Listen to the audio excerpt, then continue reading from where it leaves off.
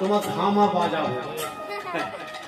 নারদ তাড়াতাড়ি করে ঢেকি বাহনে করে চলে গেছে কৈলাসে, হিমালয়ে চলে গেছে। হিমালয় গিয়ে ও দিদুন, শিব ঠাকুর শাশুড়ি মেনকাকে বলছে, ও দিদুন, দিদুনি বলেন তো নাকি? মায়ের মাকে কি বলে? দিদা, ঠিক বলে। এখন নতুন চালু হয়েছে দিদুন। নারদকে বলছো, ও দিদুন মেয়ে বিয়ে দিচ্ছ তো? বলে হ্যাঁ বিয়ে তো দিচ্ছি। বর যখন আসবে বরণ করবে তো? বলে হ্যাঁ বরণ তো করতে হবে, এটাই তো নিয়ম। শিব বলছে এক কাজ করবে, যখন বরণ করবে বরণ ডালাতে ঈশান মূলের শেকড়, ঈশান মূল, এই যে ঈশান মূলের কথা, গাছটার কথা বলছি, এই ঈশান মূলের গাছের পাতা সকালবেলা কেউ যদি এক মুঠো নিয়ে চিবি এক পেট জল খেয়ে নিন, দেখবেন গ্যাস্ট্রিক অম্বল সব সেরে যাবে। ওতে গ্যাস বেশি হবে, দেখছেন বলছে গ্যাস বেশি হবে। শত্রু তো বলবে না। আসলে কি বলুন তো, আমি তো এমনি এমনি বলছি, ওই জন্য বিশ্বাস হচ্ছে না।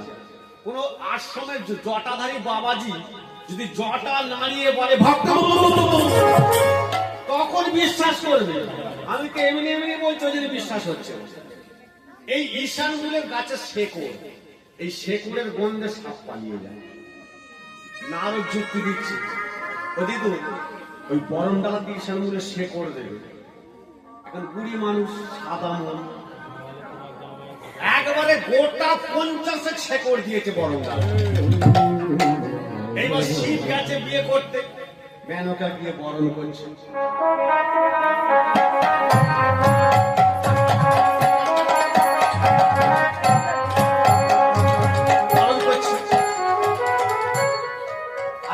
সবাই তো দেখতে গেছে, বর এসেছে, দেখতে গেছে। আপনারা জানতো নাকি নতুন বর এলে পরে বিয়ে করতে? জানতো? আমাদেরও কোনো সব চাই, জানেন। আমি বলি হ্যাঁ গো, আজ যে কি দেখার আছে? কালকেই তো বর সকালবেলা পাড়ায় ঘুরে বেড়াবে। বলবে আজকের দেখাটা আলাদা। সেটা আবার কিরকম? বলে কিরকম সেজে গুজে আসবে, এই জন্য সব দেখতে যাবে। আর শিব গেছে সেজে গুজে, সবাই তো দেখতে গেছে, মেনকা বরণ করছে।